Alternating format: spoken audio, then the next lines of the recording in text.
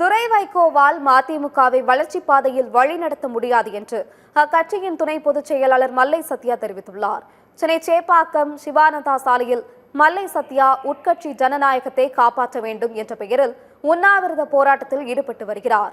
இது தொடர்பாக செய்தியாளர்களை சந்தித்த அவர் 32 ஆண்டுகளாக கட்சிக்காக உழைத்த தன் மீது துரோக பழி சுமத்தப்பட்டுள்ளதால் மன உளைச்சலில் இருப்பதாக கூறினார்.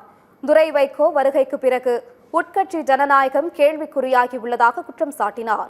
தான் ஏதாவது தவறு செய்திருந்தால் பொதுவெளியில் அவர்கள் சொல்ல வேண்டும் என்று கேட்டுக்கொண்டார். கட்சிக்காக உழைத்தவர்களின் தியாகம் வீணாகிவிட்டது, மறுமலர்ச்சி திமுக மகன் திமுகவாக சுருங்கிவிட்டது என்றும் மல்லை சத்யா விமர்சித்தார்.